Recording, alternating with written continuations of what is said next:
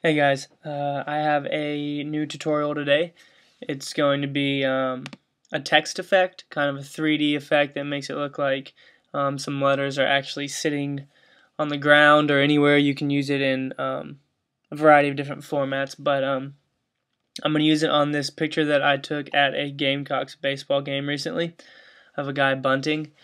But first of all, this only works with CS5 Extended. I'll release another video after this one showing you how you can get the same effect without needing the extended version.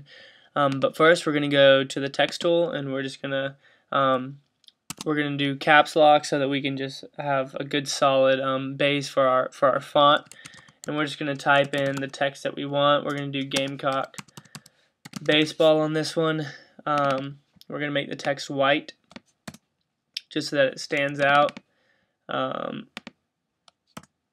And then what we're going to do is go up here to 3D.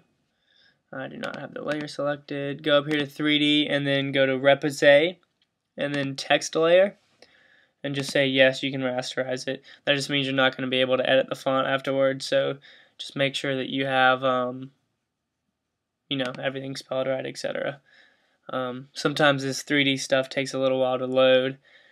But yeah, so what we're gonna do now is, when I think of baseball, I think of like the ball and its roundness and stuff. So we're gonna go over here to this sort of rounded, edged look, and give that effect to the text, because I just think it goes along with baseball and the sport and everything.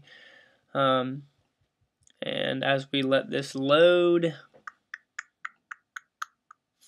But yeah, I am still a student at the University of South Carolina. I work with the athletics department, so I've had a lot of chances to take pictures of a variety of sporting events, baseball, basketball, football, everything. But yeah, so that's why you might notice in the future I have a lot of videos with sports pictures. Just I really enjoyed taking sports photos and stuff like that. Once this loads, we're going to go over here to this 3D like repositioning tool, and we're going to take it and we're just going to try and drag the text around. Just click and drag it. See if we can get the look that we want. We want to be able to read the text still. You can also use these things over here to drag it up and down and to rotate it. I'm just trying to get it to kind of go along the line over here. I want to see more of the text though. You just kind of have to mess around with it. It can get frustrating at times. But we're just going to no, I don't like the way that looks. We're going to bring it down and just put it like, let's just put it like that, okay?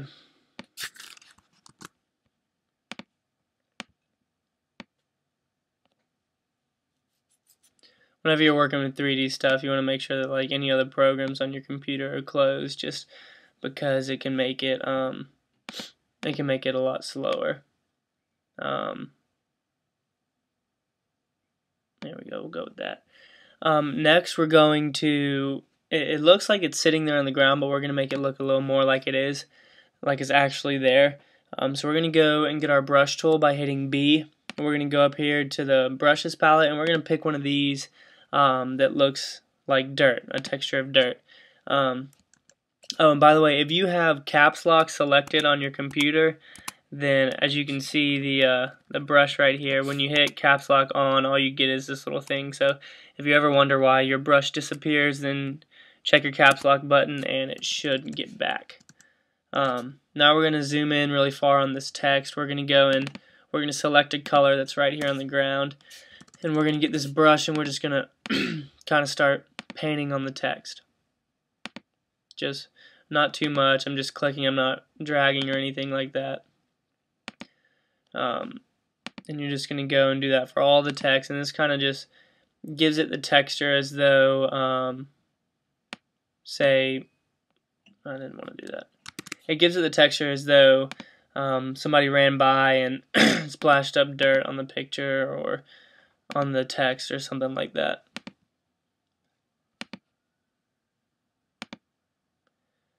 Sometimes these things can be time consuming, but normally the results end up pretty good. And if you hit the space bar, you can see this little hand show up. You hit the space bar and hold it down, and then you can click and you can drag around when you're zoomed in, so that helps you just be able to maneuver around the picture and all that kind of stuff. And the only reason it's taken this long to load is because we're working with a 3D layer and we're painting on it, so it has to work with all the 3D and calculate everything, etc. But you can also, like, after we do this just little base layer, you know, it could use a little bit more dirt on it. So I would go around and change colors, maybe pick up this dark color and give it a little bit of that, but that's going to take some time that we don't really need to do. You can mess around with it until you get the look that you want. But next, go to the background image and select the burn tool right here. Zoom in again, and we're just going to paint under the letters. We're going to go up here and we're going to, under the range, we're going to pick shadows. Just paint under the letters, not too much. We just want to give it the look that the lights from the stadium are kind of shining down on it and making it look like it's actually sitting there on the field. That's just with the burn tool. The burn tool just darkens things. But yeah, there's what we have right now. I think it looks pretty good for the amount of time that we spent.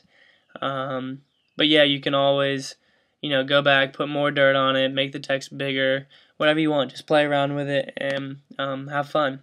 But yeah, let me know what you think, and if you have any questions or comments, just go ahead and post them. Thanks, guys. Bye.